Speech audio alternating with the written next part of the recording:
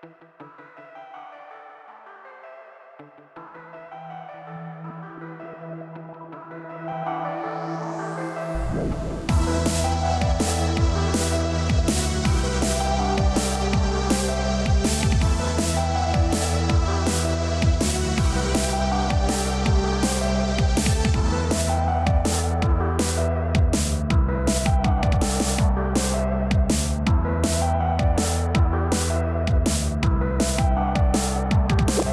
starting length to try out for your closing loop is about 11 to 12 centimeters, or about 4.5, 4 3/4 inches.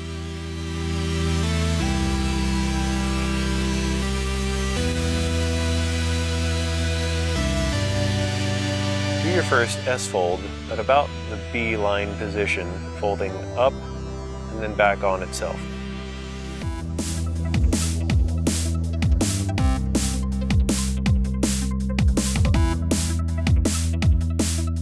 Do your next S-fold about the top of where the grommets are now sitting. As you perform this S-fold, take the top of the fold and go just past the end of your tail so as to leave some extra room for your AAD to sit in a nice little niche. When forming the molar ears, I personally take the center cell fabric, push it side to side in between the fold in a zigzagging fashion so as to reduce the bulk directly in the center, right where your grommet and your closing loop are going to be. We're going to take a tiny bit at the end of my molar ear, tuck it just into the fold so as to produce a more constant distribution of fabric all the way and avoid any slim spots in the center that might create a divot. We want to clean up the pack job so the ears are full all the way down to the bone so that we have a nice smooth slope to the entire pack job, making sure that all the fabric is inside of the bag.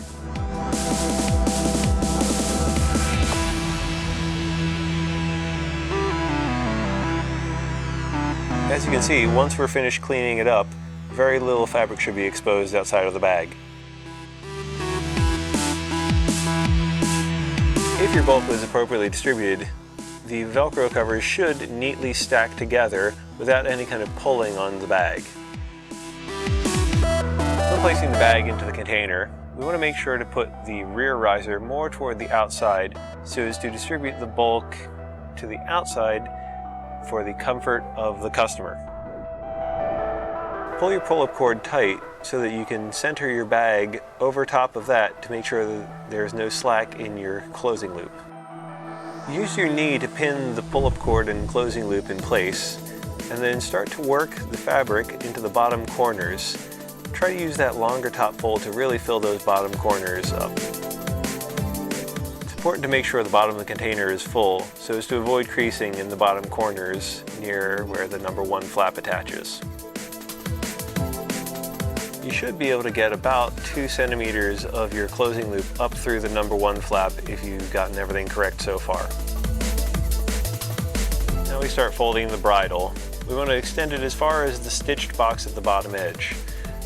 The manual calls for 2 passes, but on a smaller rig such as this I-13 that we're using, I may do 3 just to distribute the bulk better. Fold the remainder of the bridle in the stitched box area, back and forth, just slowly decreasing size of your folds to form a pyramid shape.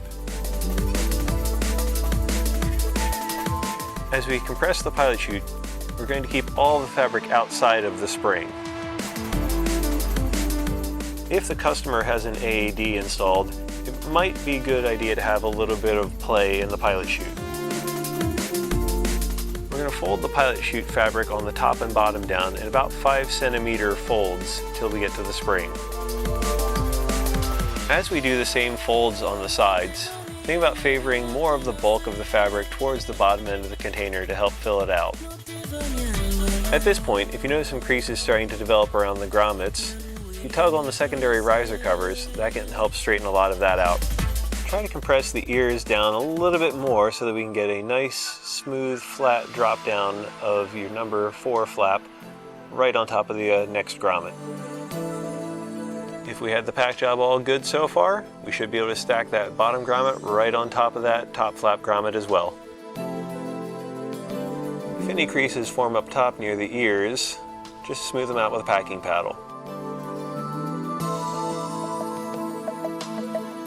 A few little tugs, smooth her out with your hands. You've got a nice looking infinity pack job. Hope you found this video informative and will help you out in packing infinities. If you have any further questions, contact Velocity Sports, or you can always contact myself at Real Rigging Services.